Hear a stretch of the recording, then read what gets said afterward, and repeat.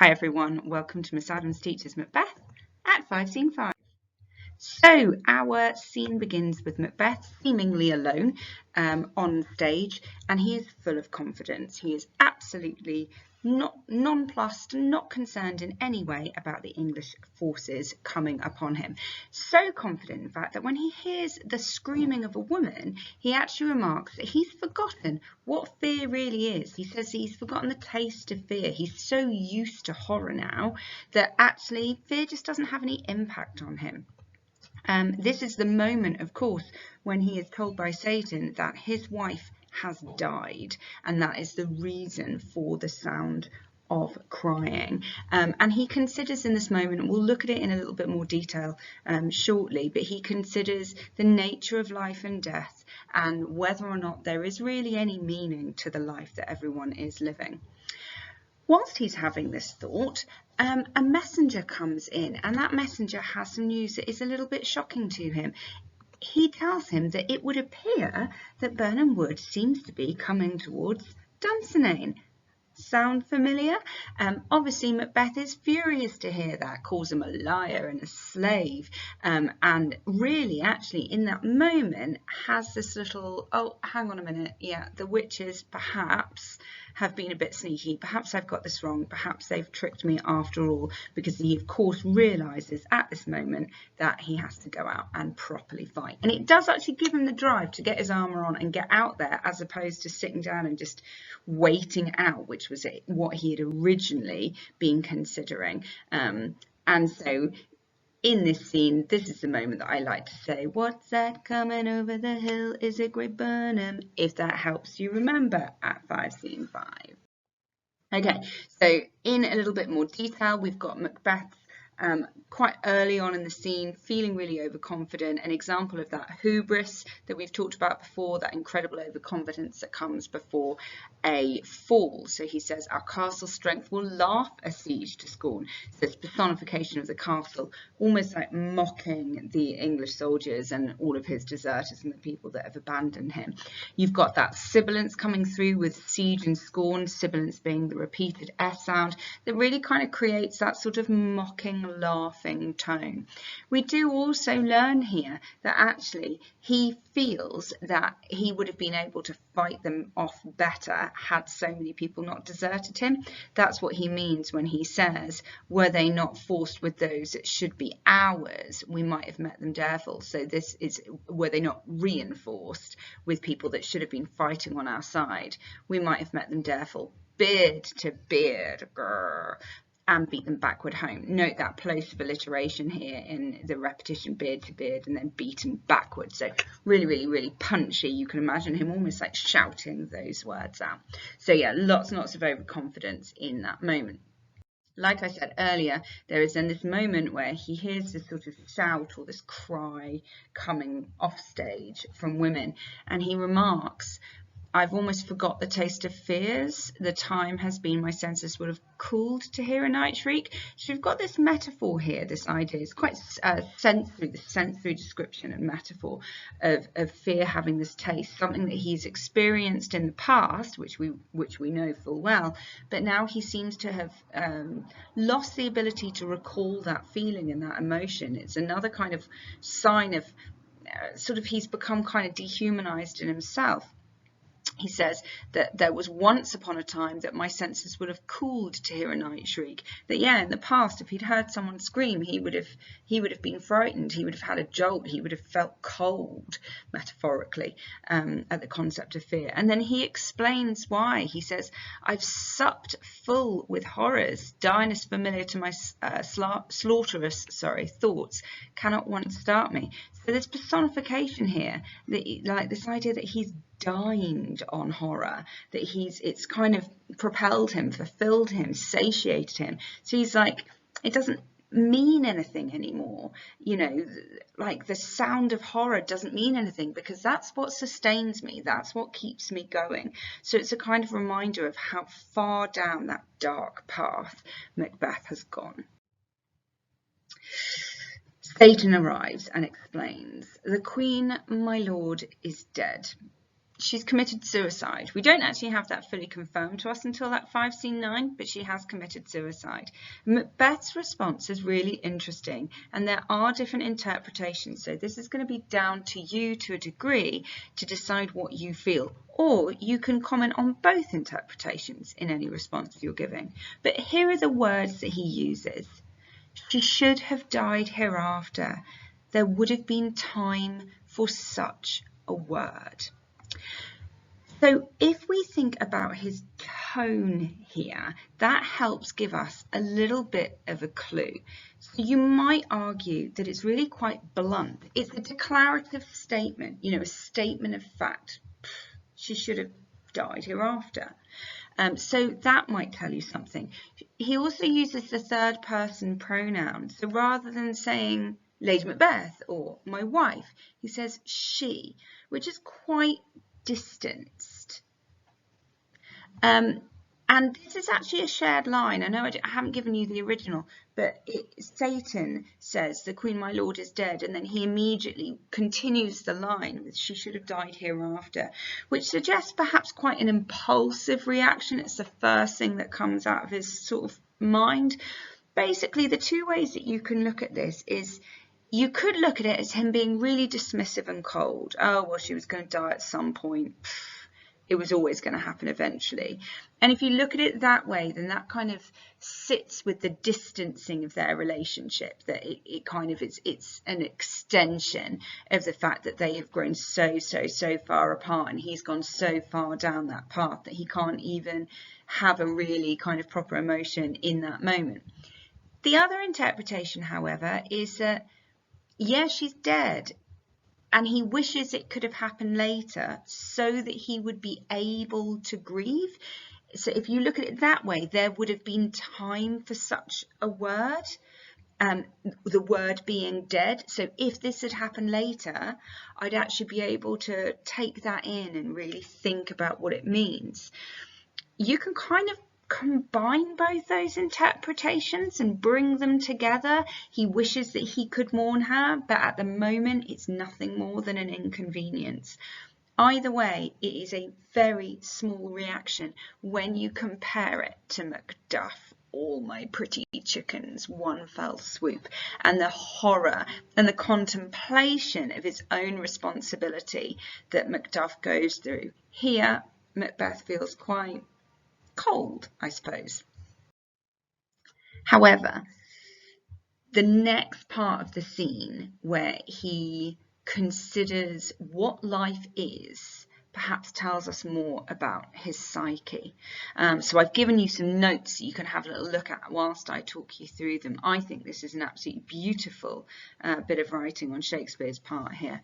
He says, tomorrow and tomorrow and tomorrow creeps in this petty pace from day to day to the last syllable of recorded time. So even just stopping there for a second, look at this repetition, look at this syndetic listing, because we've got the repetition of the ands, so it suggests this idea of slowness, that time is passing slowly, that sense of uncertainty.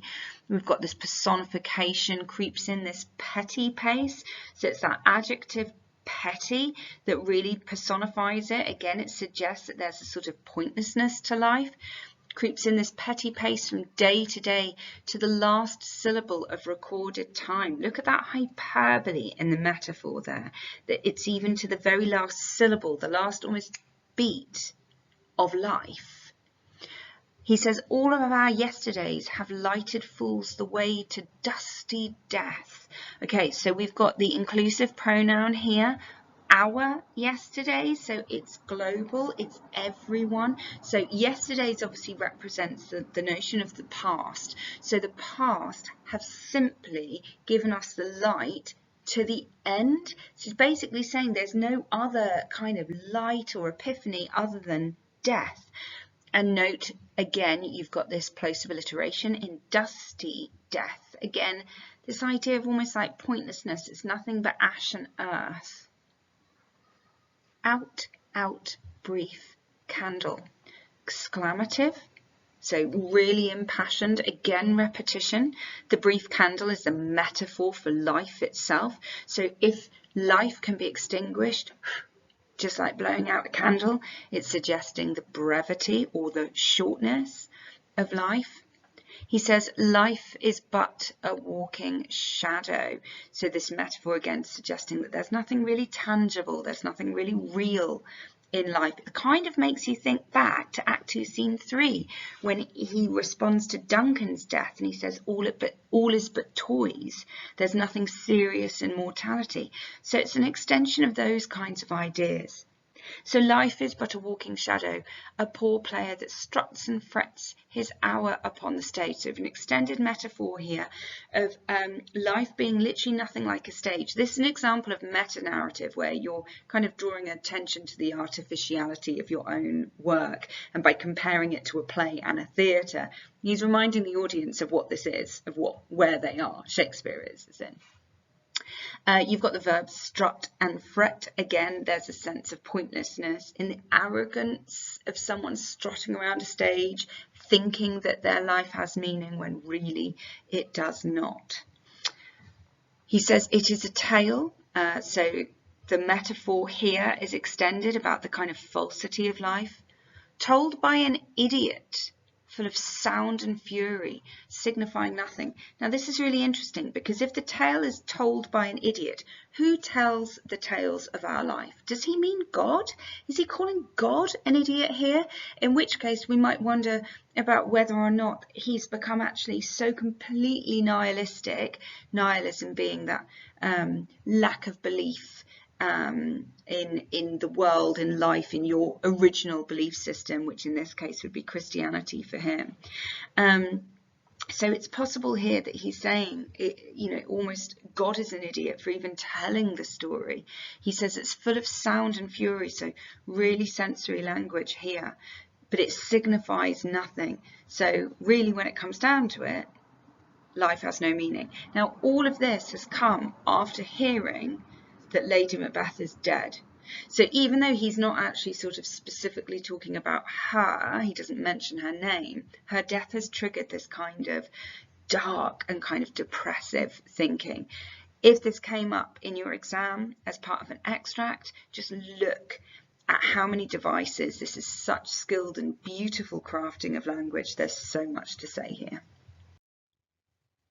Okay, moving on to later in the scene when the messenger arrives to say that he's seen Great Burnham Wood seemingly marching along. Macbeth is obviously furious to hear this, and he says, well, if you speak false, if you're lying to me, I'm going to hang you up against a tree and let famine get you. Shakespeare uses a lovely metaphor here, till famine cling thee, suggesting a kind of long, painful, drawn out death.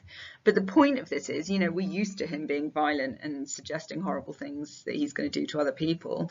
But he also says, if thy speech be sooth, so if it's true, I care not if thou dost for me as much, i.e., do that to me, hang me up, I'll die that way, that's not a problem at all. So again, there's that realization that he's moving towards the end. Now, the juxtaposition here in this little bit is really revealing in terms of his understanding of the witches, because he says, pull in resolution and begin to doubt the equivocation of the fiend, so the witches, like the demon, the devil, that lies like truth. So note the juxtaposition between lies and truth in that simile. He's sort of recognizing that they have tricked him in that way, and it comes back to that huge theme of appearance and reality. What seems one way is another. Fair is foul and foul is fair. But you might be thinking to yourself, this sounds kind of familiar, and if you go all the way back to Act 1, Scene 3 and look at Banquo, Banquo said this. Banquo warned Macbeth. He said, the instruments of darkness tell us truths, win us with honest trifles to betray us in deepest consequence. So it's another little moment where Shakespeare's just doffing his cap to Banquo, because remember, at the time they believed that Banquo was a far, far sort of descendant of King James. So again, he's pointing out that Banquo understood the trickery of the witches, whereas Macbeth did not. Right, final lines of this, incredibly important scene. He says, "I begin to be aweary of the sun and wish the estate of the world were now undone." So this is quite clever language play on Shakespeare's part. I've given you the word homonym here. Homonym is when you're using a word that has the same sound as another word with a different meaning, and it's this one here. I begin to be aweary of the sun. So he's saying I'm growing tired of life, which we understand, but sun was a kind of homonymic pun that related to God, because it makes you think of son, S-O-N, Jesus, son of God. So again, you've got this nihilistic kind of undertone here as well. I wish the estate of the world were now undone. So I want the order of the world, the order of life to kind of disappear, or I want to turn back time, even, like the idea of everything becoming undone. That suggests moving back. Then he gets this kind of spirit. So we've got this imperative being used here. Ring the alarm bell. Okay, so the sound of war. Blow wind, come rack. At least we'll die with harness on our back. So we've got this incredible rhyming couplet here to end the scene, which is him saying, okay, I might die, that's fine, but if I'm going to die, I'm going to die with my armour on, which is quite different from the Macbeth at the beginning of this scene, who was saying, oh, I'm not going to go and fight them, I'm just going to sit here and let them starve to death. They'll never, you know, I'll never even have to bother. Now he's saying, no, if I'm going to die, I'm going to die a warrior. And this is to do with this word here, it's ananeurisis. One of the tragic conventions is that in some way, before their death, the tragic hero has to kind of come to a conclusion, have a bit of an epiphany about what went wrong and who they were, and in some way revert back to form. And this is, whether or not he's had an epiphany about where he's gone wrong is debatable, but the one thing that he has done is reverted to that kind of warrior status, that he's not going to be cowardly, that he's not going to sit back, that he's going to put his armour on and he's going to go out fighting, a trait that was really, really important back then. Okay, huge scene, lots of themes, as you can imagine. Fear, obviously, at the beginning, or lack of fear. So if you've got a question on fear in an exam, you can talk about the way that his relationship with fear has changed and how by this point he doesn't even seem capable of the emotion. Relationships. Lady Macbeth and Macbeth, if you wanted to write on them and how they changed, this is such a pivotal scene because of that idea about to what degree he cares about her death in that moment. You've got, again, always the nature of good versus evil, because you've got the storm of good coming towards Macbeth in the form of Malcolm and Macduff, and his kind of like darkness sat within that castle. Prophecies and deception go together. So the realization that, of course, the witches have tricked him, the realization that there was like a loop, that there was a twist in the prophecy. And this is also a great scene for tragic conventions, because you start to see him kind of getting to grips with who he is and what he's become, and reverting back to previous parts of his old personality from Act 1, Scene 2. That's it from me. Thank you so much for watching. I hope it was helpful. Give me a shout if you've got any questions. Just pop them in the comments. Otherwise, thank you so much for watching. Subscribe, click the button, and happy revising.